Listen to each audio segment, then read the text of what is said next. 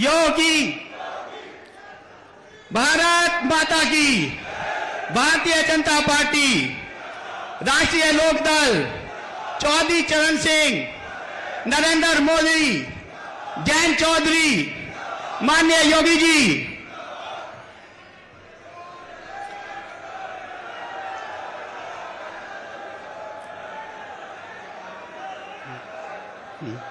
मैं सबसे पहले अपने जिले के यशस्वी अध्यक्ष वेदपाल उपाध्याय जी से निवेदन करूंगा कि वो माननीय मुख्यमंत्री जी का अभिवादन स्वीकार करें। नहीं आने दियो।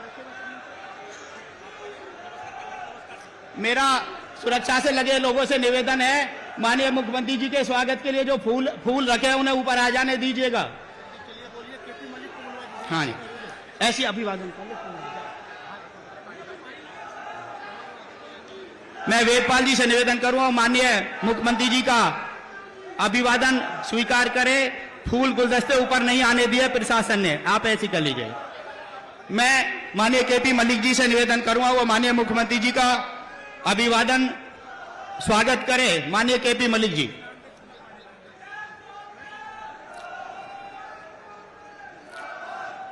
माननीय विधायक योगेश धावा जी से निवेदन, वो भी माननीय मुख्यमंत्री जी का अभिवादन स्वीकार अपना स्वागत करें। माननीय विधायक अजय कुमार जी से निवेदन, वो भी माननीय मुख्यमंत्री जी का स्वागत करें। माननीय चेयरमैन बड़ौत अश्विनी तोमर जी से निवेदन, वो भी हाँ कराइए। माननीय मुख्यमंत्री जी का स्वागत अभिनंदन। मैं माननीय जयंत चौधरी जी के स्वागत के लिए आदरणीय जितेंद्र सतवई जी संयोजक, आदरणीय चंद्रमोहन जी अपने जिला प्रभारी, आदरणीय उमेश राणा जी। मैं जिला पंचायत के अध्यक्ष जय किशोर जी से निवेदन करूंगा वो माननीय मुख्यमंत्री जी का स्वागत, माननीय जयंत चौधरी जी का स्वागत करें। ठीक है। मैं उत्तर प्रदेश सरकार के मंत्री आदरणीय केपी मलिक जी से निवेदन करूंगा वो आए। उनकी विधानसभा है बड़ौत, बड़े गर्व की बात है इतनी बड़ी जनसभा। हमारे प्रदेश के मुखिया जी का बहुत देरी से इंतजार था और वो हमारे बीच में आ गए हैं। एक बार माननीय योगी जी का जोरदार तालियों से अभिनंदन और स्वागत करते हुए मैं आदरणीय केपी मलिक जी को आमंत्रित करता हूं। आज के कार्यक्रम के हम सब के राजनीतिक परिवार के मुखिया, हम सब के चहेते, जिन्होंने इस प्रदेश को उत्तम प्रदेश बनाने का काम किया, हमारे किसानों के मसीहा, बहुत ही आदर के काबिल जयंत चौधरी राष्ट्रीय अध्यक्ष जी, चारू चौधरी जी, राजकुमार सांगवान जी, सत्येंद्र सितोदिया जी, योगेंद्र चेयरमैन जी, वेदपाल उपाध्याय जी, रामपाल सम्मानित मंच, बहुत बहुत सम्मान के काबिल मेरे सामने बैठे हुए मेरे बुजुर्गों और साथियों, पत्रकार बंधुओं, ये देश का लोकतंत्र का सबसे बड़ा पर्व है। इसमें आपकी और आपकी वोट की बहुत बड़ी कीमत है। इस आपकी वोट को लेने के लिए कोई बिरादरी का वास्ता देगा, कोई दोस्ती का वास्ता देगा, कोई पड़ोसी होने का वास्ता देगा। मेरा आपसे आग्रह है, निवेदन है, आप स्पष्ट शब्दों में बोल देना, हम उस प्रधानमंत्री जी के कहने से वोट देंगे जिसने हमारे देश किसान पूरी दुनिया में बढ़ाने का काम किया। हम उस आदरणीय मुख्यमंत्री जी के कहने से वोट देंगे जिसने इस उत्तर प्रदेश को ऊत प्रदेश और बीमारू प्रदेश से उत्तम प्रदेश बनाने का काम किया। हम उसके कहने से वोट देंगे जिस जयंत चौधरी ने किसान और मजदूर की बात सरकार के उचित पटल पर रखकर उनकी मदद करने का काम किया। कहना मैं चाहता हूं, बहकाए में आने की जरूरत नहीं। एक और निवेदन करना चाहूंगा कि आपके पड़ोस में चाहे बिजनौर हो, चाहे कैराना हो, चाहे मुजफ्फरनगर हो, मतदान बहुत कम हुआ है। जब उनसे भाइयों से बात हुई कि मतदान कम क्यों हुआ, उन्होंने कहा कि हम गेहूं काटने जा रहे थे, हम खेत में जा रहे थे। मेरा आपसे आग्रह है, निवेदन है, आपकी ये वोट की बहुत बड़ी कीमत है। ये वोट इस प्रदेश और देश का भविष्य तय करेगी और आपकी एक वोट आने वाले कल और आने वाली पीढ़ी का भविष्य तय करेगी। आप उस एक दिन के गेहूं उठाना लेट हो सकता है, अपना कारोबार का एक दिन ब्रेक कर सकते हैं, पर अपनी एक वोट की कीमत को हम कम नहीं कर सकते।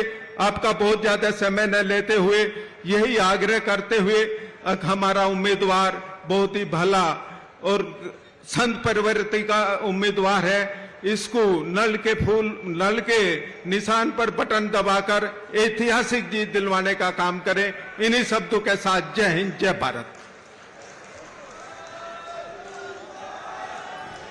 धन्यवाद आदरणीय मंत्री जी। मैं अब एक ऐसी महिला शक्ति को, जो हमारे बागपत का प्रदेश में भी एक सशक्त महिला के रूप में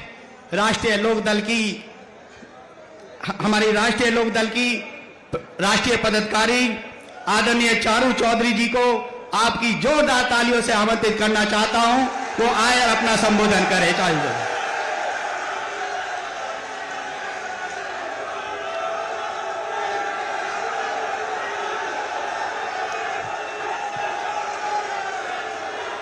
माननीय मुख्यमंत्री श्री योगी आदित्यनाथ जी, सम्मानित मंच और मेरे प्रिय अभिभावक,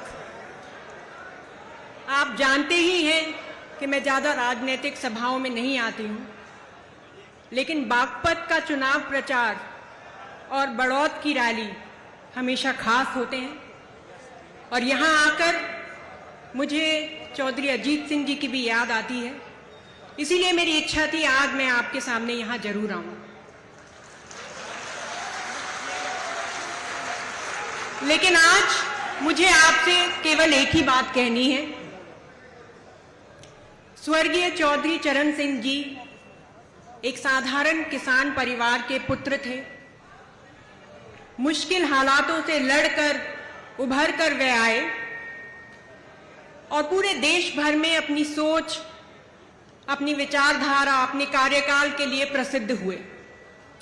लेकिन फिर भी जिस सम्मान, जिस प्रशंसा और जिस गौरव के वे योग्य थे, वह शायद आज तक उन्हें प्राप्त नहीं हुआ है। सालों साल बाद लेकिन ऐसी एक सरकार आई है जिसने हमारे इस हीरे को पहचाना है और उन्हें वह दर्जा दिलवाया है जिसके वे हकदार थे। 9 फरवरी 2024 को महामहिम राष्ट्रपति साहिबा ने हमारे चौधरी साहब का नाम इतिहास के पन्नों में सुनहरे अक्षरों से लिखने का काम किया है।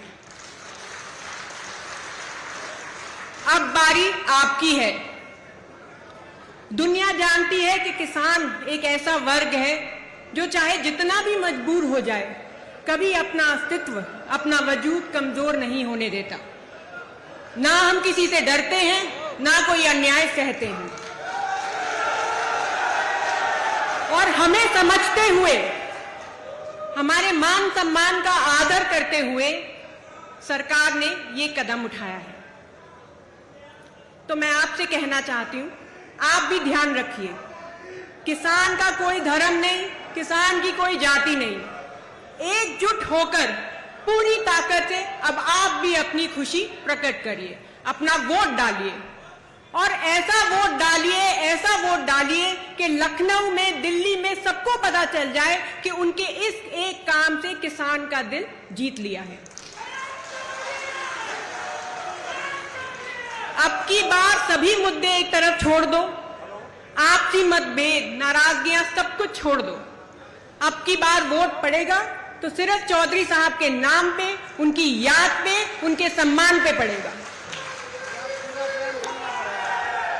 इस बार ऐसी गूंज होनी चाहिए कि देश भर में सबको पता चल जाए कि पूरा किसान, खास तौर के उत्तर प्रदेश का किसान चौधरी साहब के साथ खड़ा है।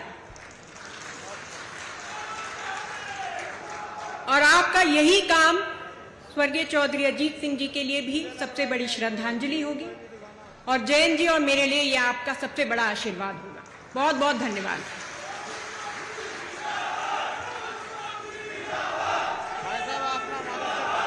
धन्यवाद आदरणीय चारू चौधरी जी। मैं अब अपने सम्मानित प्रत्याशी डॉक्टर राजकुमार सागवान जी को, आप सब लोगों को 26 तारीख को उन्हें आशीर्वाद देना है, नल पे वोट देकर विजयी बनाना है। जोरदार तालियों से आदरणीय राजकुमार सागवान जी जो हमारे प्रत्याशी जी हैं, मैं उनको आमंत्रित करना चाहता हूं। और आदरणीय हमारे प्रदेश के मुखिया योगी आदित्यनाथ जी को एक बात उनके चरणों में कहना चाहता हूं। सन 1959 में चौधरी चरण सिंह की यूनिवर्सिटी बनी। आदरणीय योगी जी, इस इतिहास में 50 साल के इतिहास में एक ऐसा विद्यार्थी जिसने 2 पीढ़ी तक कम से कम 20,000 विद्यार्थियों को उनके कैरियर को बनाने का काम किया है। मैं ये कहते हुए कि डॉक्टर राजकुमार सागवान नाम नहीं, एक चलता बढ़ता विश्वविद्यालय है, विद्यार्थियों की लड़ाई जिसने अपने जीवन में लड़ी, मैं उनको आमंत्रित करता हूं।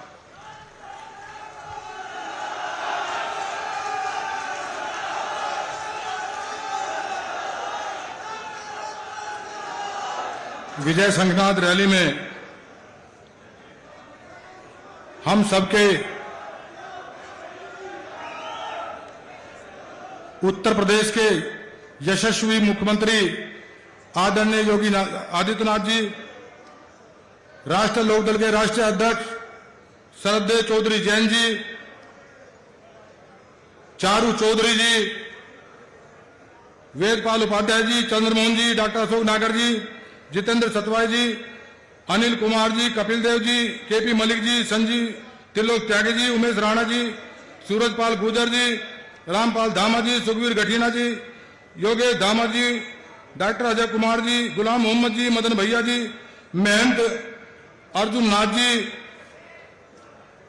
शैलेंद्र रमाला जी, वीरपाल मलिक जी, मलूक नागर जी, महराजुद्दीन जी, जय किशोर जी, कुलदीप उज्ज्वल जी, शैलेंद्र अग्रवाल जी, योगेंद्र जी, ओपी सागर जी, साहब सिंह जी, अश्विनी तोमर जी, सम्मानित मंच उपस्थित बुजुर्गों, नौजवान साथियों, माता बहनों, पत्रकार बंधु, साथियों, 26 तारीख को मतदान है और राष्ट्रीय लोकदल के मुखिया चौधरी जयंत जी ने मुझे बागपत जैसी लोकसभा सीट से प्रत्याशी बनाकर आपके बीच भेजा है। मैं आदरणीय प्रधानमंत्री नरेंद्र मोदी जी, आदरणीय मुख्यमंत्री योगी आदित्यनाथ जी का आशीर्वाद लेकर आपके बीच आया हूं, आपका आशीर्वाद लेना है और वोट की अपील करना है। साथियों, ये तो श्रद्धेय चौधरी चरण सिंह की कर्म भूमि है, उनकी विरासत की सीट है। चौधरी अजीत सिंह किसानों के बड़े नेता, उनकी कर्म भूमि है। ऐसी कर्म भूमि से मेरे जैसे सामान्य कार्यकर्ता को चौधरी साहब ने प्रत्याशी बनाया है। मैं इनका जीवन पर्यंत आभारी रहूंगा।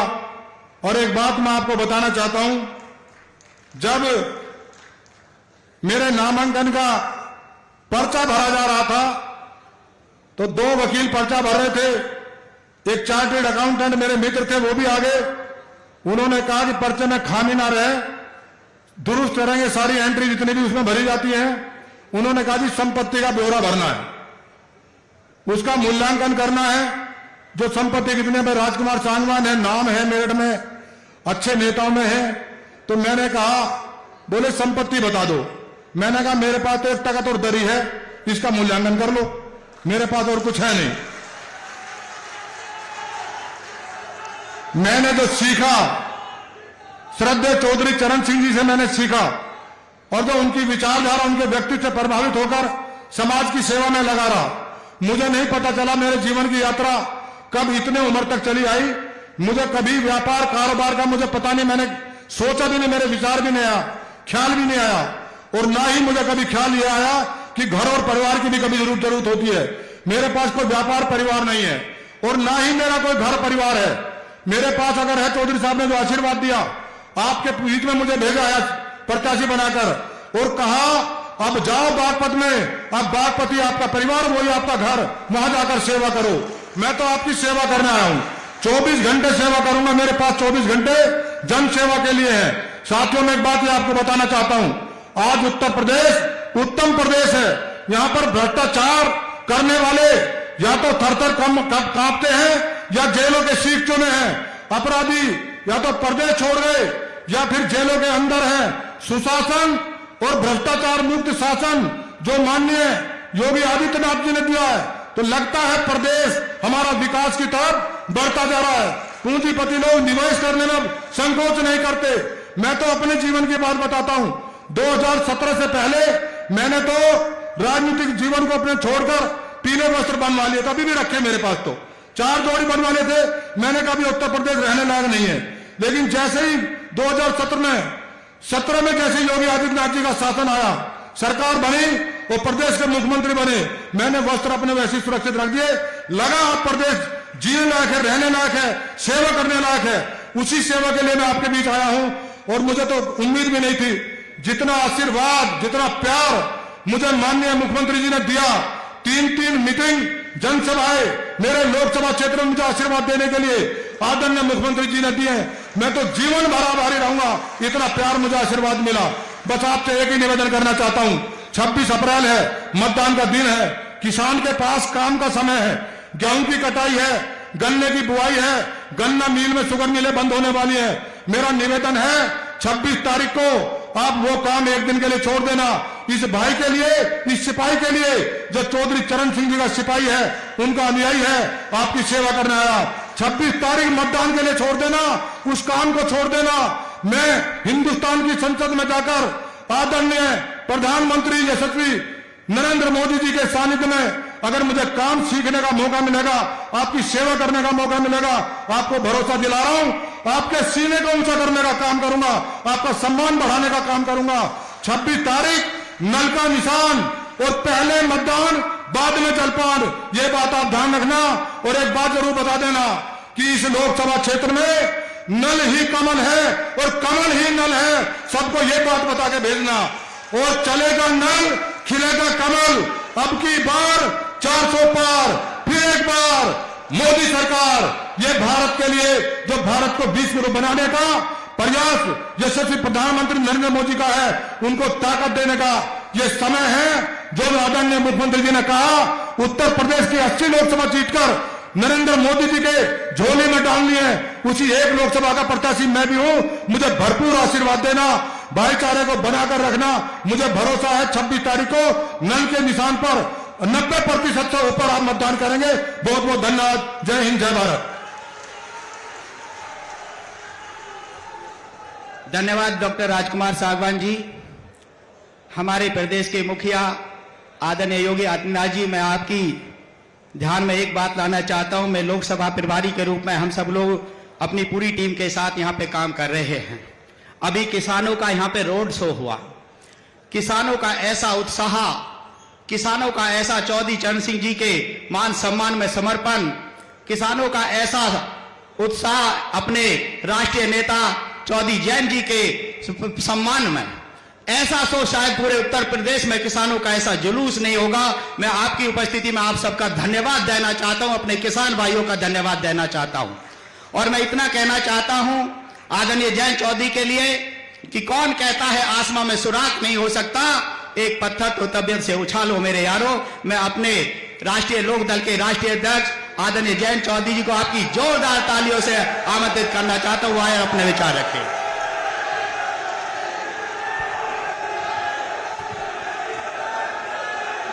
धन्यवाद अशोक नागर जी। पत्थर तो तबियत से ही उछालेंगे।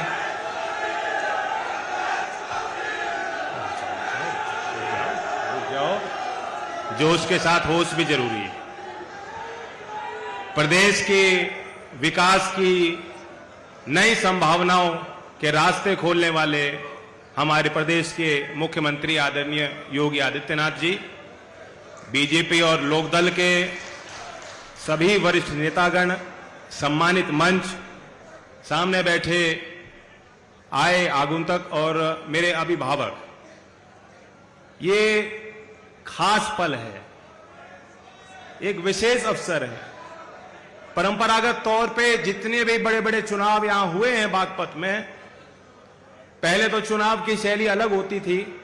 चौधरी चरण सिंह जी के समय वो आके एक ही मीटिंग करते थे। बताओ, पुराने लोग बैठे हैं, एक ही मीटिंग करते थे। वो मीटिंग होती थी, उसमें फैसला हो जाता। लेकिन हर चुनाव में बड़ौत की सभा ने एक निर्णायक फैसला लेने के लिए हमें ताकत दी है और ऊर्जा दी है। आज चारू भी दिल्ली से चल के इसलिए आई, उस पर कोई पद नहीं है, अशोक जी कह रहे थे राष्ट्रीय पदाधिकारी नहीं है, वो राजनीतिक रुचि है लेकिन राजनीतिक तौर पे वे सक्रिय नहीं है। वो मेरे समर्थन में सहयोग करती हैं और वो आपको देखने आई हैं। और जब डॉक्टर सांगवान जी का टिकट हुआ उसी दिन शायद मुझसे ज्यादा खुश या सांगवान जी से ज्यादा खुश चारू थे, और चारू ने कहा हम उनके लिए जरूर जाऊंगी। तो आपसे आके उन्होंने संवाद किया और मैं बैठा चारू की बात सुन रहा था। पीछे से एक हमारे पार्टी के वरिष्ठ नेता आए, उन्होंने कहा अब तो आपका नंबर कट गया, अब तो इन्हीं को बुलाया करेंगे। तो आपका प्यार है और ये हम सब के लिए भावुक पल हैं। चौधरी अजीत सिंह जी की कर्मभूमि है। आज यहां जिस हॉल में ये सभा हो रही है आयोजित, साथ में जो हॉल है इसका निर्माण चौधरी अजीत सिंह जी ने यहाँ के नौजवानों के लिए, यहाँ के खिलाड़ियों के लिए किया। यहाँ के बागपत जिले के हर कोने में आपको लोग मिल जाएंगे जो हमारे परिवार के तौर पे उनका नाता है, रिश्ता है और प्यार, और वही प्यार मुझे भी ताकत देता है। मैं जहां भी हूं, जिस लायक हूंगा, मैं क्षेत्र के लिए सदैव समर्पित रहूंगा। मैं चुनाव भले ना लड़ रहा हूं, लेकिन आपके मान सम्मान की लड़ाई जब भी लड़नी पड़ेगी मैं लड़ूंगा।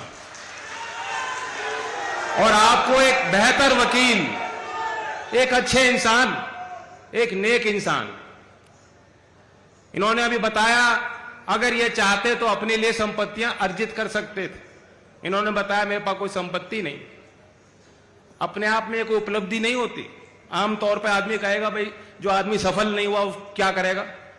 संपत्ति इनकी इसलिए नहीं है कि जवानी में इन्होंने फैसला ले लिया था चौधरी चरण सिंह जी की बात सुनकर कि जो कुछ भी मैं करूंगा मैं समाज के लिए करूंगा। तो ऐसे व्यक्ति का चयन, और यहां उन्होंने नारा भी दिया कि चलेगा नल और खिलेगा कमल। लेकिन खेल तो डॉक्टर साहब आप भी रहे हो। थकान महसूस हो रही नहीं हो रही? मैं देख रहा दुर्गति हो रही है आपकी। कभी ट्रैक्टर पे बैठा, कभी पैदल चला, कभी धक्का मुक्की, कभी कंधे पे उठा रहे हैं, लेकिन आप मुस्कुराते रहते। और एक और खूबी इनकी है कि जब पॉजिटिव सोच, अगर कोई व्यक्ति सकारात्मक ख्याल रखता है, मन में इरादे रखता है मजबूत, तो कोई चीज नहीं, कोई लक्ष्य नहीं जो आदमी हासिल नहीं कर सकता। सांगवान जी के बारे में बताता हूं। पार्टी से संबंधित कठिन से कठिन काम इनको जब मैं कोई सौंपा जाता था, चौधरी अजीत सिंह जी बुला के कहते थे कि ये करना है, जो बिल्कुल असंभव काम हो, यही मुस्कुरा के वो कहते थे हो जाएगा जी, हो जाएगा जी, करेंगे, हो जाएगा। तो ये एक एटीट्यूड है, ये एक मानसिकता है, और ये नेताओं में होनी चाहिए, क्योंकि ये काम आसान नहीं। जनप्रतिनिधि रहना, सारे तमाम जनप्रतिनिधि यहां बैठे हैं, हम लोग कोशिश ही तो कर सकते हैं। जनता के सारे काम होने संभव नहीं, लेकिन जनता ये चाहती है जो आदमी आता है अपने दुख को वो बताना चाहता है, पीड़ा बताना चाहता है, उस समाधान ढूंढना चाहता है, वो चाहता है मेरी सुनवाई हो। ये भी इनकी खूबी है, वे अपने विचार आप पे थोपेंगे नहीं। आपकी बात सुनने की क्षमता डॉक्टर साहब में है, वो धैर्य है। क्योंकि मैंने देखा है इनके पास 15 साल का लड़का हो, उसके साथ भी बैठ के उसको ऐसे ही उसका बर्ताव करेंगे जैसे वो एक मैच्योर एडल्ट है, उसकी बात को गंभीरता से लेंगे, और कोई बुजुर्ग हो तो उनका भी सम्मान उसी हिसाब से करेंगे। तो ये इनके गुण हैं। यहां तो मुझे ज्यादा बताने की जरूरत नहीं, इस क्षेत्र के लोग इन्हें अच्छी तरह जान गए हैं, और ये महत्वपूर्ण पद है, बड़ी जिम्मेदारी आपके आशीर्वाद से हम सब लोग चाहते हैं इनको मिले। लोकसभा के सदस्य बनेंगे, ये जो वोट आप देंगे ये मुझे तो ताकत देगी।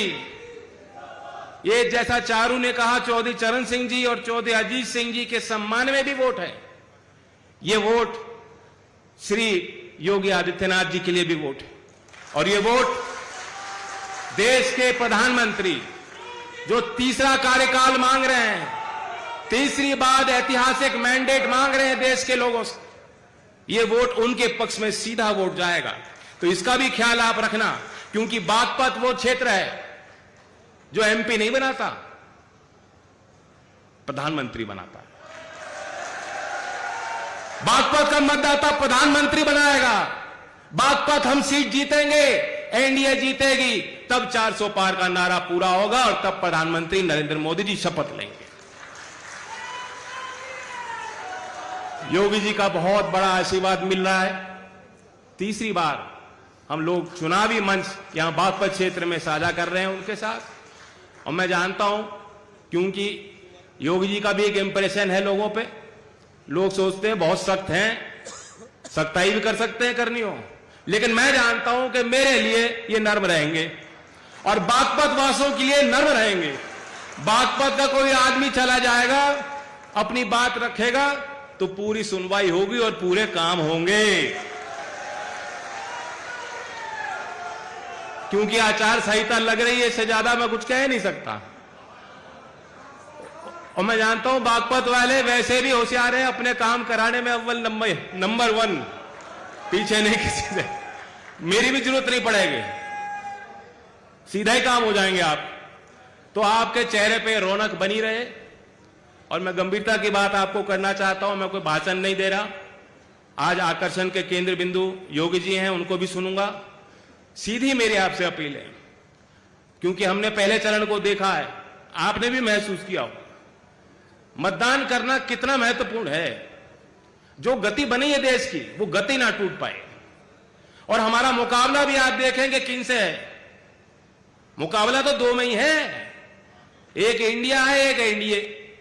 इंडिया नाम तो अच्छा है, काम कुछ नहीं है। जैसे केले के ऊपर बंदर लड़े, उसी ढाल लड़ेंगे बाद में आपस में। अभी लड़ लिए, प्रधानमंत्री का कोई दावेदार नहीं है।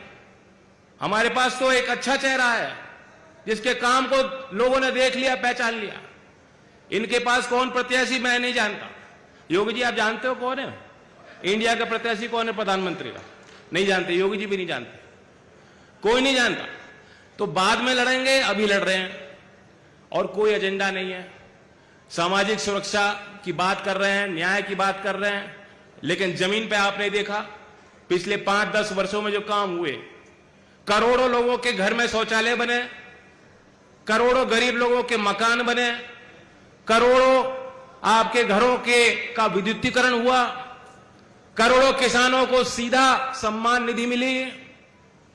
और मान सम्मान की बात जो है, देश की आदमी को, देश के गरीब व्यक्ति को कभी झुकना ना पड़े, उसके मान सम्मान का ख्याल भी सरकार रखती है।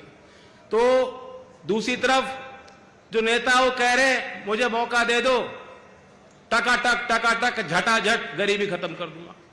कोई फॉर्मूला नहीं है, कोई नीति नहीं है। अमीर और गरीब के बीच में जो अंतर है ये कम होना चाहिए।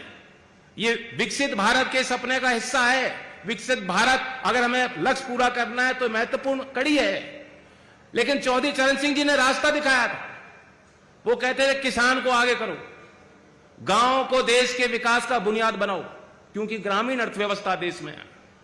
और कमेरे का सम्मान करो, मजदूर का सम्मान करो, श्रमिक का सम्मान करो। किसान मजदूर एक इकाई के तौर पे काम करें, अपने संगठन पे ख्याल करें और कुटीर उद्योग लगाओ। खुशी होती है कि आज उत्तर प्रदेश में आखिरकार जो उत्तर प्रदेश की संभावनाएं हैं, यहां के लोगों की मेहनत रंग ला रही है।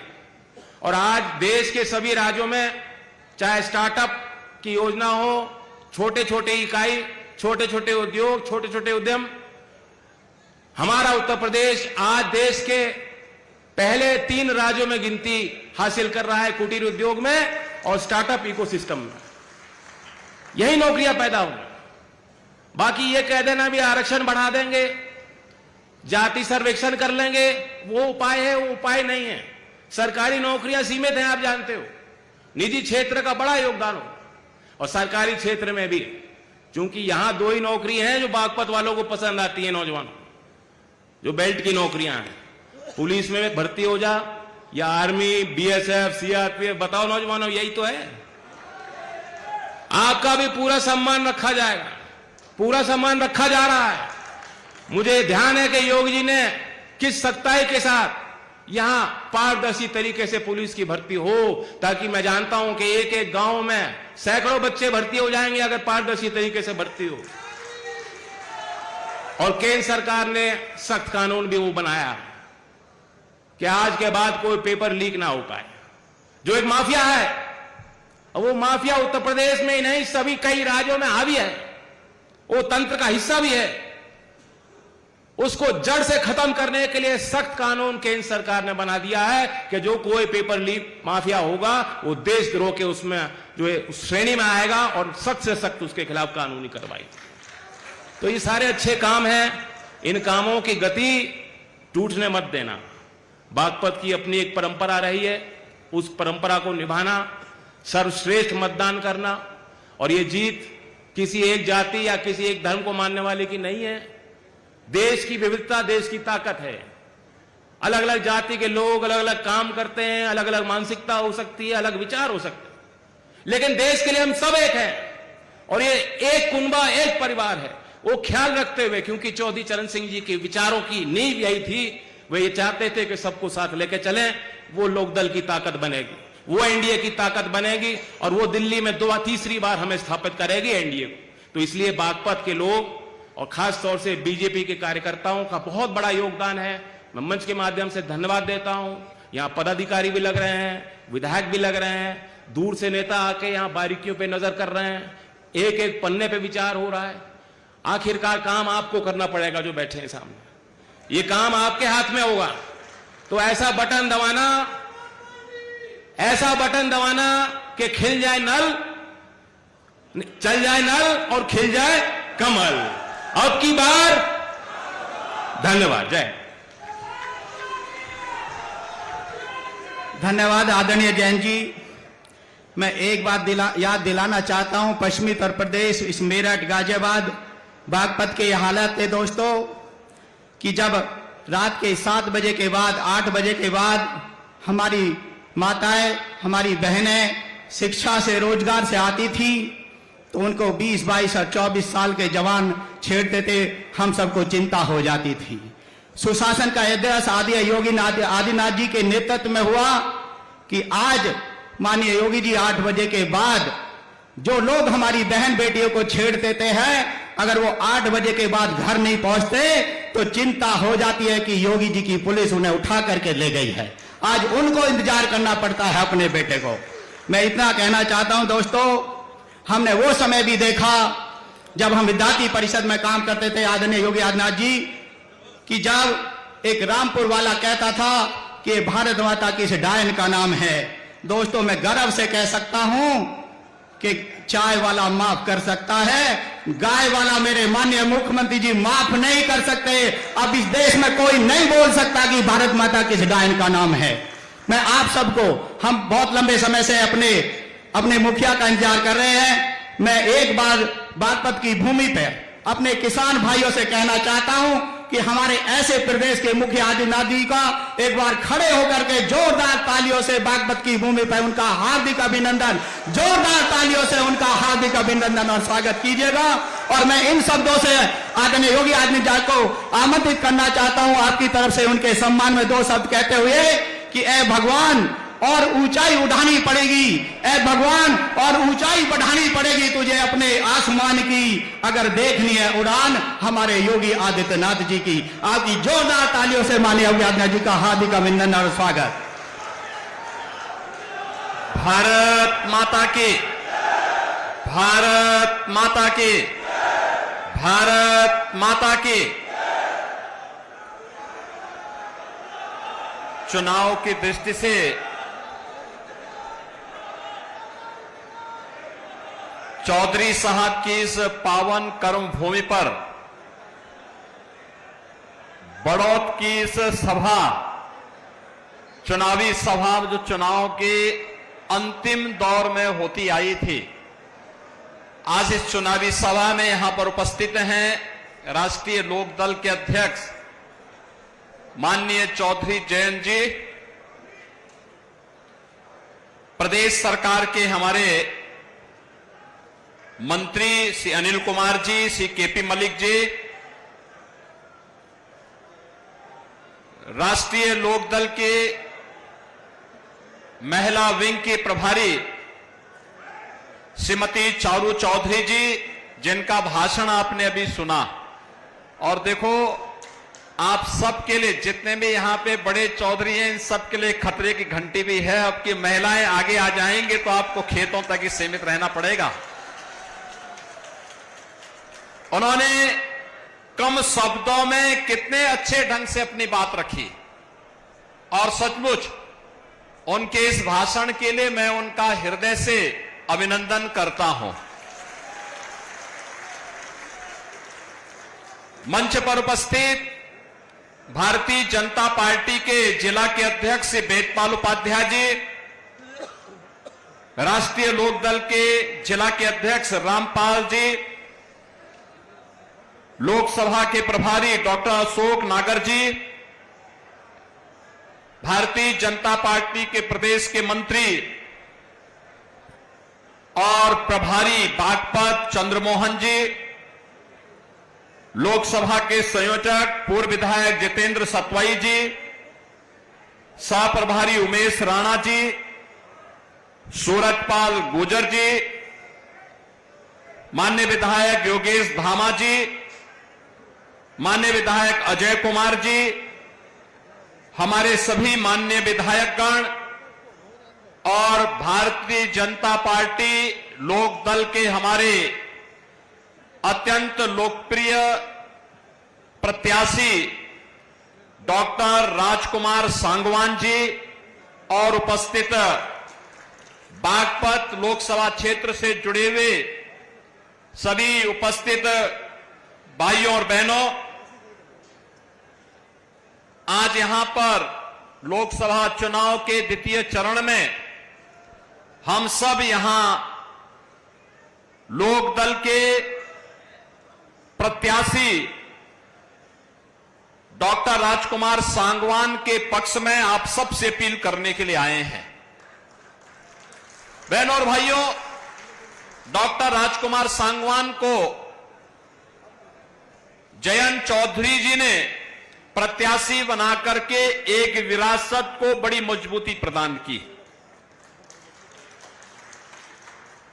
किसानों के मसीहा चौधरी चरण सिंह जी ने जिन मूल्यों और जिन आदर्शों के लिए राजनीति की थी, उन मूल्यों और आदर्शों के लिए पूरे समर्पित भाव के साथ पिछले 6 दशक से लगातार आपकी सेवा में तन से, मन से, मनसा, वाचा, करुणा लग करके उन्होंने जो कार्य किया था, जो उनका समर्पण था, आज उस समर्पण के कारण जयंत चौधरी जी ने उन्हें एनडीए के प्रत्याशी बना करके एक सामान्य कार्यकर्ता का सम्मान किया है, एक सामान्य किसान का सम्मान किया है। और सचमुच इसके लिए प्रधानमंत्री मोदी जी और चौधरी जयंत जी को मैं हृदय से धन्यवाद देते हुए, आप सबके प्यार के लिए, जो स्नेह आपका डॉक्टर राजकुमार सांगवान जैसे कार्यकर्ताओं को मिल रहा है, इसके लिए भी मैं आप सबका हृदय से आभार व्यक्त करता हूं, धन्यवाद देता हूं।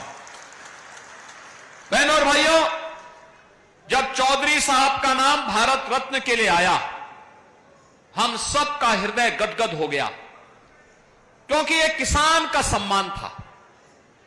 हमारे अन्नदाता किसान का सम्मान होगा तो देश समृद्धि के नए सोपान को प्राप्त करेगा।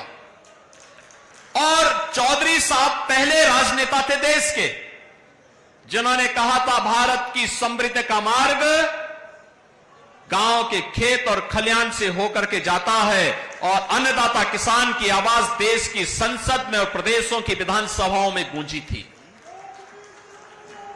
और आज चौधरी साहब को भारत का सर्वोच्च नागरिक सम्मान देकर के प्रधानमंत्री मोदी जी ने किसान का सम्मान किया है, अन्नदाता किसान को मान्यता दी है।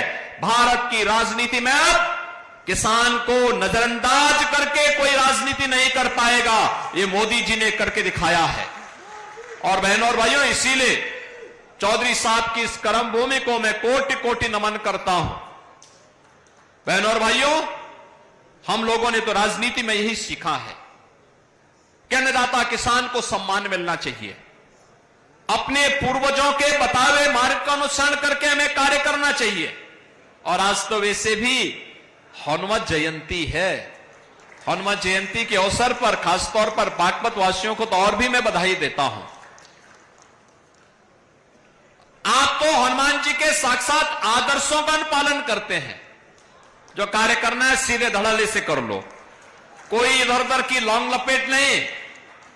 और मुझे लगता है ये जो बागपत की पहचान है, किसी के प्रति राग द्वेष नहीं, मजबूती के साथ मूल्यों और आदर्शों के लिए सम विषम परिस्थितियों में लड़ना, कार्य करना, अपने नेता के साथ मजबूती के साथ खड़ा होकर के लड़ना, कार्य करना। बहनों और भाइयों, ये बहुत मजबूत स्थिति है, अच्छी बात है। मैं आज इसीलिए आपके पास आया हूं।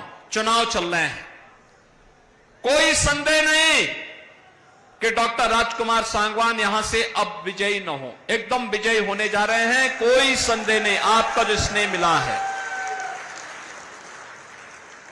चौधरी साहब की आवाज, चौधरी चरण सिंह जी की, चौधरी अजीत सिंह जी की आवाज, भारतीय जनता पार्टी और राष्ट्रीय लोकदल की आवाज, अब बागपत के माध्यम, बागपत की इस आवाज को डॉक्टर राजकुमार सांगवान देश की संसद में रखेंगे। लेकिन बहनों और भाइयों, फिर भी कोई चुनाव या युद्ध हमेशा जब तक परिणाम न दे दे तब तक हमें उसके लिए निरंतर प्रयास और तैयारी के साथ काम करना होगा। और आज मैं इसीलिए आपसे कहने के लिए आया हूं, एक तरफ भारतीय जनता पार्टी राष्ट्रीय लोकदल का गठबंधन है, दूसरी तरफ कांग्रेस, समाजवादी पार्टी और अलग अलग धड़ों में बटे हुए दल हैं जो अपने राज्यों में तो एक दूसरे के खिलाफ लड़ रहे हैं, लेकिन राष्ट्रीय स्तर पर मोदी जी को रोकने के लिए वे इंडी गठबंधन बना करके उनके द्वारा कहीं न कहीं बैरियर बनाने का प्रयास हो रहा है। आप देखो उनकी सोच ही क्या। जब कांग्रेस के घोषणा पत्र को आप देखते हैं, दो बातें उन घोषणा पत्र में नजर आती हैं। एक, कांग्रेस कहती है कि हम व्यक्तिगत कानून को लागू करके सरिया कानून को लागू करवा देंगे। इसका मतलब बाबा साहब भीमराव अंबेडकर के द्वारा बनाए गए संविधान के लिए ये लोग खतरा पैदा करना चाहते हैं, यानी देश के संविधान को एक खतरे में डालना चाहते हैं। तालिबानी शासन लागू करना चाहते हैं। क्या हम तालिबानी शासन को स्वीकार करेंगे? क्या ये देश तालिबानी शासन को स्वीकार करेगा? और दूसरी तरफ क्या कहते हैं? कांग्रेस का घोषणा पत्र कहता है हम एक झटके में गरीबी मिटा देंगे। और गरीबी कैसे मिटाएंगे? यानी आपकी संपत्ति को हड़प करके बेटी और माताओं के, बहनों के जो उनके गहने होंगे उनको ये लोग जब्त करवाने की साजिश रच रहे हैं। यानी देश को तो इन्होंने 60 दशक 6 दशक तक लूटा और अब कह रहे हैं कि हर संपत्ति पर ये लोग डकैती डाल करके उसको जबरदस्ती अपने कब्जे में ले लेंगे और फिर उसका बंदर बांट करेंगे। क्या आप स्वीकार करेंगे कांग्रेस की उसी चेष्टा को? बहनों और भाइयों, सही मायने में अगर आपने देखा है जो नारा दादी ने दिया वही आज तोती की तरह पोता भी वही रट रगाई बैठा हुआ है। गरीबी हटाएंगे। अरे कब गरीबी हटाएंगे? 65 वर्षों तक शासन करने का अवसर मिला तब तो कुछ नहीं कर पाए, और आज जब सत्ता से बेदखल भारत की जनता जनार्दन ने कर दिया है, अब उनको फिर गरीबी हटाने की बात नजर आ रही है। बहनों और भाइयों, मैं इसीलिए कहने के लिए आया हूं, गरीबी सही मायने में किसी ने हटाई है और उसको हटाने का कार्य किया है। ये केवल आंकड़े नहीं, हकीकत है कि 25 करोड़ लोग गरीबी रेखा से उभरे हैं, शानदार जीवन जीने का काम कर रहे हैं। और आज इसी का परिणाम है 80 करोड़ लोगों को राशन की सुविधा का लाभ 4 वर्ष से लगातार प्राप्त हो रहा है।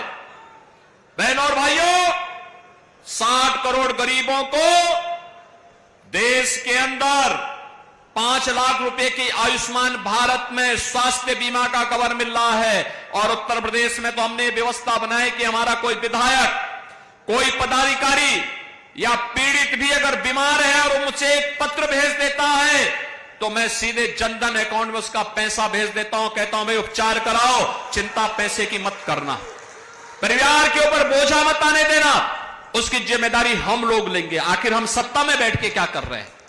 यही हमारा काम है, हर पीड़ित के साथ खड़ा होना।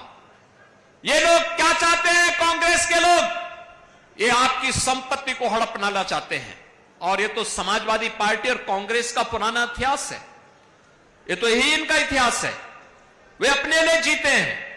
आप देखें, यही उदाहरण है जब राष्ट्रीय लोकदल को अवसर मिला, उन्होंने राजकुमार सांगवान को बागपत जैसी प्रतिष्ठित सीट पर, जो चौधरी साहब की कर्मभूमि, वहां पर उन्होंने अपना प्रत्याशी बनाया।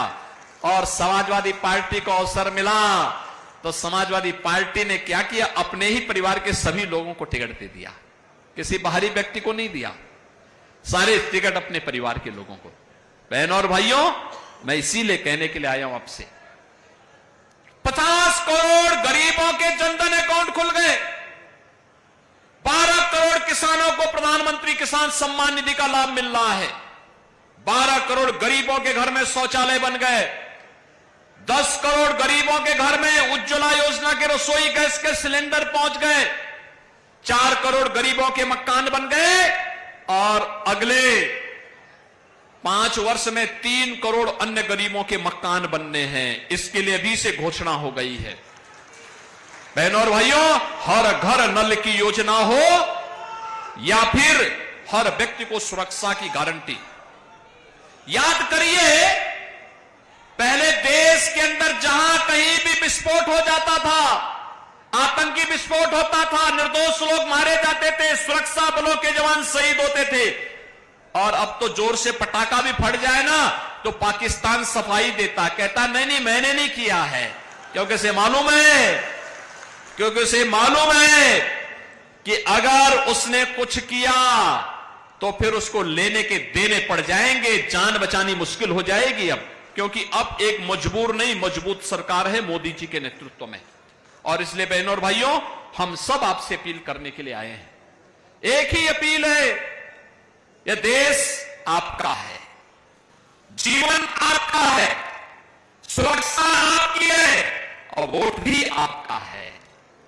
वोट गलत जगह जाएगा, आतंकवाद का पुराना दौर लेके आ जाएगा। वोट गलत जगह जाएगा तो माफिया राज और आतंकवाद फिर से लेके आ जाएगा। वोट गलत जगह जाएगा, किसानों और गरीबों के हकों पर फिर डकैती पड़ेगी। वोट गलत जगह जाएगा तो बेटी और व्यापारी फिर असुरक्षित होगा। लेकिन वोट आपने भारतीय जनता पार्टी और सहयोगी दलों को दिया तो यह आतंकवाद को तो सीमा पार ही निपटा देगा और माफिया और अपराधियों को उसकी माद में घुस करके भी राम नाम सत्य की यात्रा में भेजने का काम भी करेगा। गरीब और किसान के हक पर, नौजवान के हक पर कोई डकैती नहीं डाल पाएगा, बेटी और व्यापारी की सुरक्षा में कोई सेंध नहीं लगा पाएगा। और यही गारंटी एनडीए आपको देने के लिए आया है। भारतीय जनता पार्टी राष्ट्रीय लोकदल का गठबंधन देने के लिए आया है और यही चौधरी चरण सिंह जी का आदर्श भी हम सबके लिए है।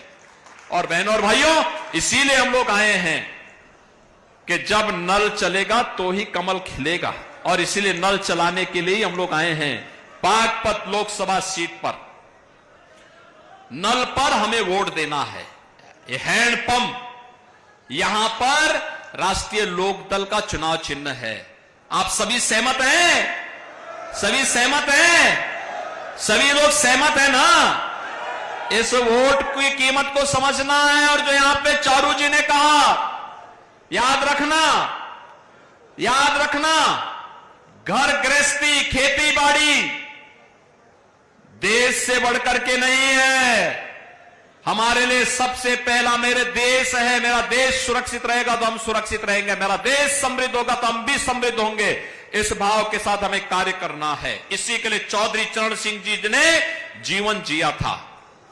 और बहनों और भाइयों, मैं भी इसीलिए आपके पास आया हूं, आपसे कहने के लिए, मैं ये कहने के लिए आया हूं आपसे कि देश के लिए हमें वोट करना है। वोटिंग होनी, अच्छी वोटिंग होनी चाहिए। पहले मतदान और फिर जलपान। सहमत हैं? सभी लोग सहमत हैं? सभी सहमत हैं? डॉक्टर राजकुमार सांगवान को भारी बहुमत से विजयी बनाएंगे। अब चुनाव प्रचार कल सायंकाल बंद हो जाना है 6 बजे। परसों केवल 1 दिन का समय मिलेगा। अब ये जो 2 दिन, कल और परसों 2 दिन का समय है, घर घर आप जाएंगे, नल का समर्थन करेंगे, राष्ट्रीय लोकदल और भाजपा के प्रत्याशी राजकुमार सांगवान को भारी बहुमत से विजयी बना करके देश की संसद में भेजेंगे। चौधरी साहब की इस विरासत को मजबूती प्रदान करेंगे। तो फिर मेरे साथ बोलेंगे, भारत माता की, भारत माता की, भारत माता की। मेरे बागपत के भाई और बहनों, मैं आपसे कहना चाहता हूं, माननीय योगी आदित्यनाथ जी तीसरी बार हमारी लोकसभा में आए हैं। एक बार जोरदार तालियों से माननीय योगी आदित्यनाथ जी का हार्दिक अभिनंदन और स्वागत। मैं इस अवसर पर अपने जिला प्रभारी चंद्रमोहन जी का, लोकसभा के संयोजक सतवई जी का हार्दिक अभिनंदन करता हूं, वेदपाल उपाध्याय जी का हार्दिक अभिनंदन करता हूं। बहुत सहयोग उन्होंने किया। वेदपाल जी आए और सबका धन्यवाद करें। जिलाध्यक्ष वेदपाल जी।